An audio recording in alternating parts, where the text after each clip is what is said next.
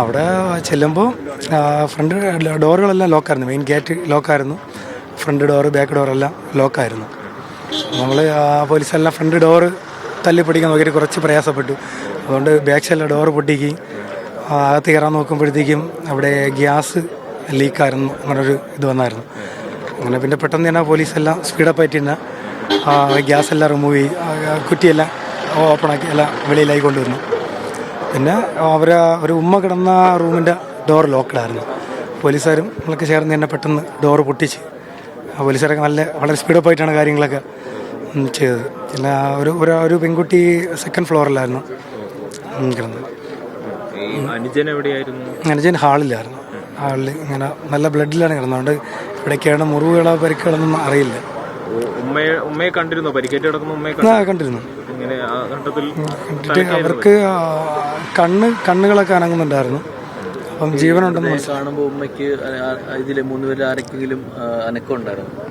ഇല്ല, ഉമ്മ മാത്രമാണ് അനക്കമുള്ളായിരുന്നത്. അപ്പോൾ തന്നെ സ്പീഡപ്പായിട്ട് തന്നെ ഉമ്മയെ അവിടെ നിന്ന് ഡോറ് പൊളിച്ച് പുറത്തിടയ്ക്കുകയും ഫയർഫോഴ്സ് വരികയും പിന്നെ ആംബുലൻസ് എല്ലാം പെട്ടെന്ന് തന്നെ ഹോസ്പിറ്റലിൽ കൊണ്ടുപോവുകയും ചെയ്തിട്ടുണ്ട്. ബാക്കി പിന്നെ അപ്പോഴേ നാട്ടുകാരെല്ലാം ഒരുപാട് പേര് വന്നു. പിന്നെ അവരുടെ റിലേറ്റീവ് ഒരാളും കൂടെ അകത്ത് തന്നെ കൂടെ ഉണ്ടായിരുന്നു. പുള്ളിയാണ് വന്നിട്ട് പറഞ്ഞത് എന്താണ് പുള്ളിയാണ് ആദ്യം കയറി നോക്കിയിട്ട് പറഞ്ഞത് എനിക്ക് മരിച്ച് ഒരാൾ കിടപ്പുണ്ട് എന്ന് പറഞ്ഞത്. അപ്പോഴാണ് അതിനകത്ത് ആളുണ്ടെന്ന് മനസ്സിലായത്. 3 പേര് 3 സ്ഥലങ്ങളിലായിട്ടാണ്. 3 പേര് 3 സ്ഥലങ്ങളിലായിരുന്നു. 2 സ്ഥലങ്ങളിൽ അതൊക്കെ ഞാൻ കുറച്ച് മുമ്പാണ് അറിയില്ല. നമ്മൾ പറയുമ്പോൾ ഫ്രണ്ട് ഗേറ്റെല്ലാം ലോക്കായിരുന്നു. പോലീസുകാർ നമ്മൾ ഉൾപ്പെടെ ഗേറ്റ് മതിൽ ചാടിയാണ് അകത്തേക്ക് പോയത്. കാര്യം അകത്ത് ആളുണ്ടോ ഇല്ലെന്നൊന്ന് കൺഫേം അല്ലേ. ഗേറ്റിന്റെ ഡോറും ഒപ്പം തന്നെ ഫ്രണ്ട് ഡോറിന്റെ ലോക്കും ബ്രേക്ക് ചെയ്താണ് അകത്ത് കയറുന്നല്ലേ? അല്ല, ഗേറ്റിന്റെ ഡോറ് നല്ല ഫുൾ ലോക്കായിരുന്നു.